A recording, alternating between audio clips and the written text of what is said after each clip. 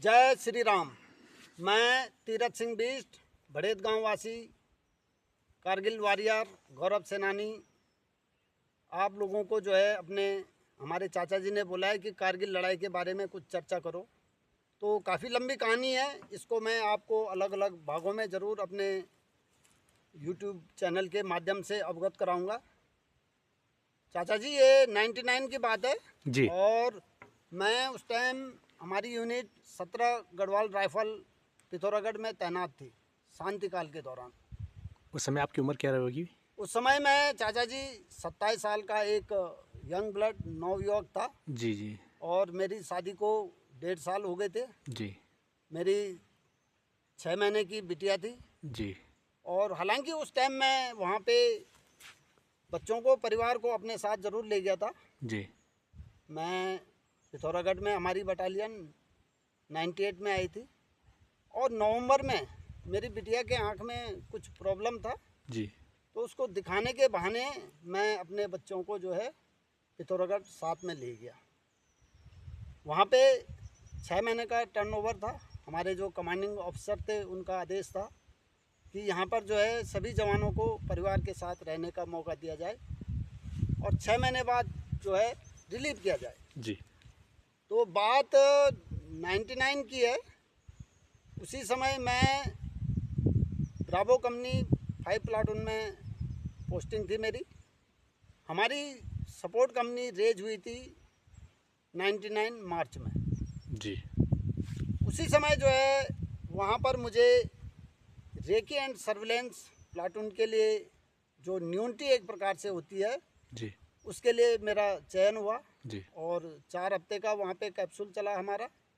जी और मुझे जो है सपोर्ट कंपनी में रेकी एंड सर्विलेंस प्लाटून, पहले उसको हम एंटी प्लाटून बोलते थे, जी जी उसमें मेरी पोस्टिंग हो गई। जी मुझे जो है मई में जो है अपने बच्चों को, क्योंकि मुझे 6 महीने पूरे हो गए थे, मई में मैं अपने बच्चों को वापस घर छोड़ दिया था मैंने। जी और उस समय देश की हालत काफ़ी ख़राब थी।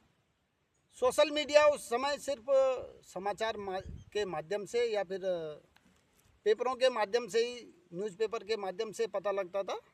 ये मोबाइल वगैरह इसका ज़माना जी बहुत कम था। आजकल तो कई सोशल मीडिया है। जी और मैं 2 महीने की छुट्टी पे अपने बच्चों को लेके पिथौरागढ़ से गांव आ गया। जी मुझे छुट्टी पे तकरीबन 19 दिन हुए थे और हालांकि मैं रेडियो में ज़रूर सुन रहा था उस टाइम।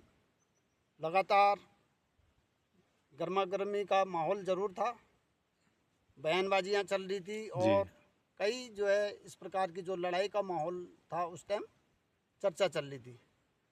इसी दौरान आपने सुना होगा एक हमारी पेट्रोलिंग पार्टी थी, जी ये मेजर कालिया की पार्टी, जो कि 7 जवानों के साथ दुश्मन ने वहाँ पे जो है इनको पीडब्ल्यू कर दिया था। PW बोले? पीडब्ल्यू बोले तो इसका मतलब प्रिजनर ऑफ वार होता है, यानी जंगी कैदी। जी जी अच्छा अच्छा दुश्मन ने हमारे जवानों को वहाँ पे पकड़ दिया। जी उसके बाद बहुत ही जो है अमानवीय व्यवहार इनके साथ किया गया।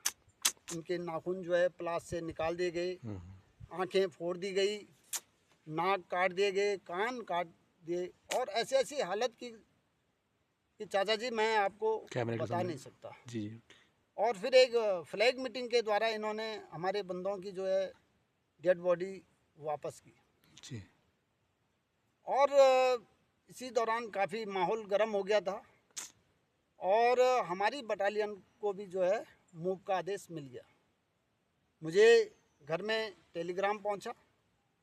इस बात का जिक्र मैंने, हमारी माताजी पिताजी साथ घर में थे, मैंने किसी से नहीं किया इस बात की चर्चा। मैं एक सैनिक हूँ जी और मुझे देश सेवा के लिए जाना ही था। मेरा ज़मीर एक दिन भी मुझे रुकने की इजाज़त नहीं दे रहा था। शाम को मैंने अपनी मिसेज़ को बताया कि मैं कल यूनिट जा रहा हूँ। हालांकि मैंने उसको लड़ाई के बारे में किसी भी प्रकार की कोई बातचीत नहीं की। आप समझते हैं, बिल्कुल लेडीज़ें हैं, रोना धोना ये सब चलता रहता है। और अगले दिन मैं अपना झोला लेके यूनिट के लिए मूव कर गया।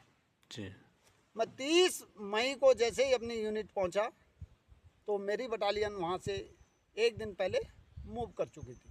जी चाचा जी, मैं तकरीबन पिथौरागढ़ शाम को पहुंचा था अगले दिन, क्योंकि 29 को निकला था। काफ़ी लंबा रूट था यहाँ से। जी यहाँ से मैंने हरिद्वार गया, बस पकड़ी ऋषिकेश, उसके बाद हरिद्वार, वहाँ से टनकपुर, और टनकपुर से 150 किलोमीटर दूर हिल रास्ता जो है हमारा पिथौरागढ़ जो था, छावनी थी। छावनी जी वहाँ पे पहुँचने के बाद मुझे आदेश मिला कि आपने सुबह निकलना है और आपको बटालियन का जो दूसरा नाइट होल्ड होगा वो आप रायवाला में पकड़ेंगे। मैंने भी वहाँ पे अपना, हालांकि मैं एक अकेला जवान था, बाकी सारी बटालियन मूव हो चुकी थी। मैंने अपना इक्विपमेंट, अपनी वर्दी जो हमारा स्केल होता है उसके मुताबिक अपना पैकिंग किया, और अगले दिन सुबह 3:30 बजे मुझे हमारी जो रियर पार्टी की गाड़ी थी वो पिथौरागढ़ स्टेशन पे